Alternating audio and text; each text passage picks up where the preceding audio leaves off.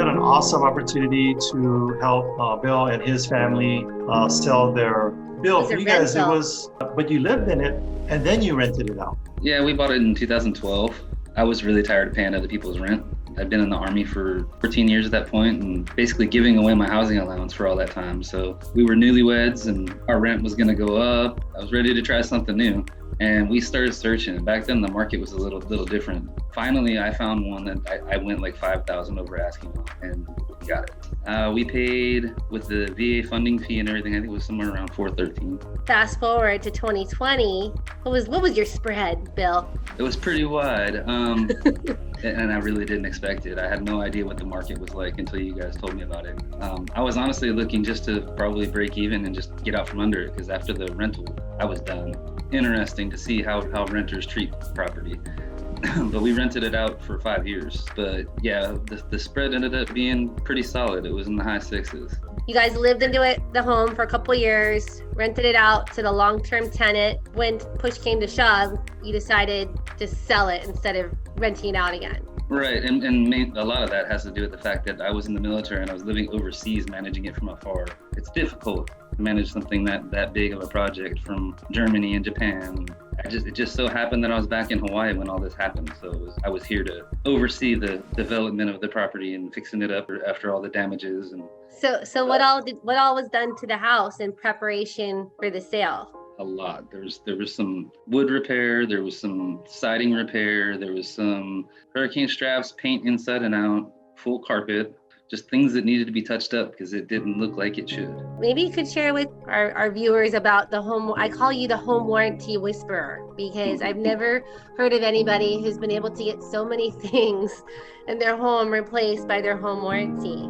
The home warranty, the only reason I knew about it, because I was never a homeowner, my lender actually gave me a home warranty when I first bought the house. One of the first things broke. I think the AC was undercharged or something like that. And I called them up, I paid the call fee, they came out and fixed it and it worked. And I kept it for, I think it was for just that first year. And then I got rid of it. And then I had to replace a hot water heater. And I didn't like that.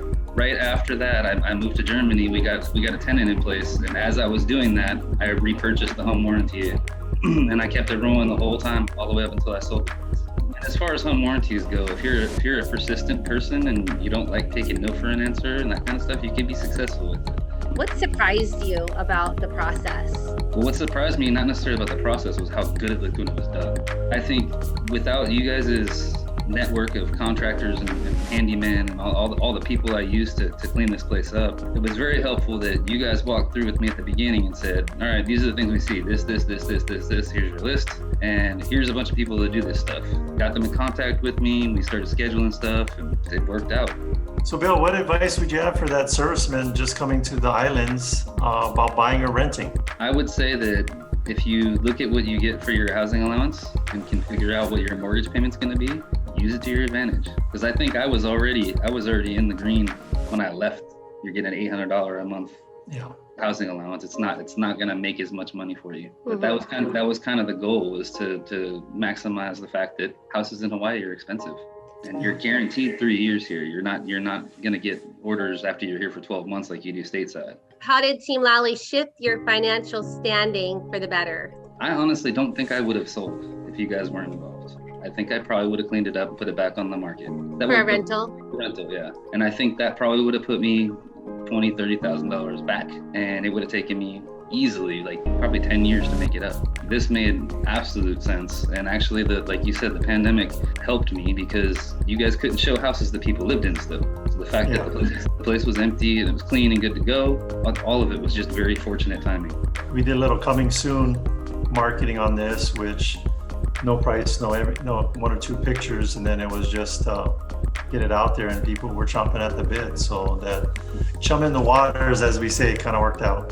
What are the creative and untapped ways that help to save you money? There's two answers I have to that, and that was some of your contractors had like subcontractors and stuff that would come out and get some stuff done a lot cheaper than some of the other contractors. That was amazing. I think we got like 17 offers. We had to make a whole long spreadsheet of all the different offers.